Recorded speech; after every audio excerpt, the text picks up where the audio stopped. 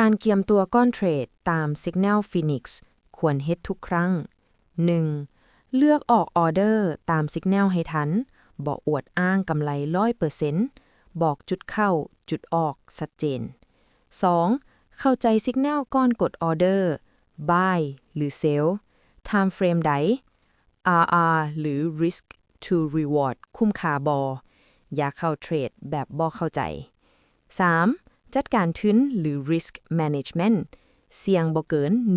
1-3% ต่อครั้ง อย่า all in ตามอารมณ์ ออกออเดอร์ต้องสอดคล้องกับทุน 4. มีวินัยและควบคุมอารมณ์บ่ FOMO บ่ Revenge Trade แพ้คือส่วนหนึ่งของเกม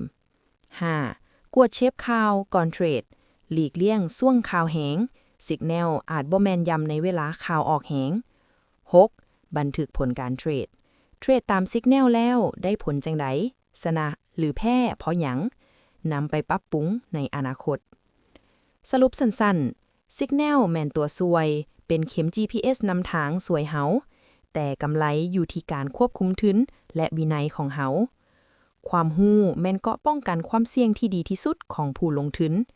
คำแนะนำบ่ได้มาเว้าให้เชื่อบ่ได้มาเว้าให้ลอง แต่มาเว้าสู่ฟัง ความศึกษาข้อมูลให้ดีก่อนตัดสินใจลงทุน